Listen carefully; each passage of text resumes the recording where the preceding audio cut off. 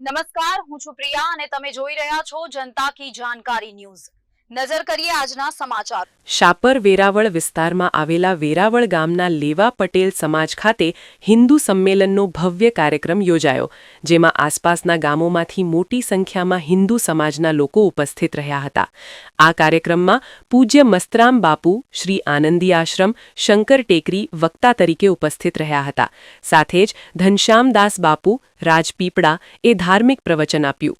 કાર્યક્રમના સંચાલન માટે શાસ્ત્રી શ્રી ધર્વવત્સલ દાસજી સ્વામી, સંચાલક SGVP ગુરુકુલ રીબડા હાજર રહ્યા હતા, તેમજ પૂર્વ તાલાલા નગર કાર્યવાહક ડોક્ટર જીતેન્દ્ર પટેલે પણ માર્ગદર્શન આપ્યું। વક્તાઓએ જણાવ્યું કે હિન્દુ ધર્મ ભારતીય ઉપમહાદ્વીપમાંથી ઉદ્ભવેલો પ્રાચીન ધર્મ છે, જેને સનાતન ધર્મ તરીકે ઓળખવામાં આવે છે। હિન્દુ ધર્મના મૂળ વૈદિક સંસ્કૃતિમાં રહેલા છે અને અર્વાચીન યુગમાં પાળાતા ધર્મોમાં સૌથી પ્રાચીન ગણાય છે। હિન્દુ સંમેલનનો હેતુ ધર્મની સેવા, રક્ષણ, સંસ્કાર અને સમાજની એકતા તથા પ્રગતિ માટે સંગઠિત પ્રયત્ન કરવાનો છે।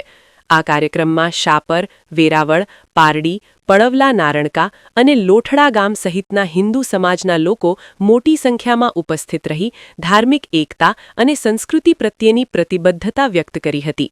કમલેશ વસાણી, શાપર, વેરાવળ।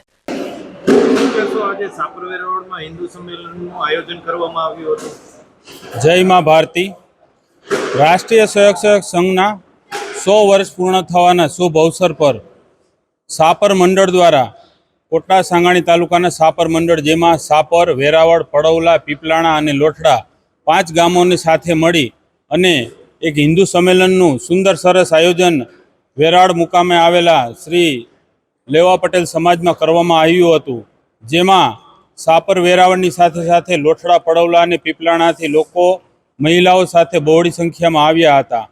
આ પ્રસંગે, શુભ પ્રસંગે SGVP ગુરુકુળ રીબડાના મહંત શ્રી ધર્મવત્સલ સ્વામીજી અને એમની સાથે સાથે ડૉક્ટર પટેલ સાહેબ અને રાજપીપળાના મહંત શ્રી ઘનશ્યામદાસ બાપુએ પ્રસંગોપાત ખૂબ જ સુંદર વક્તવ્ય આપેલું હતું।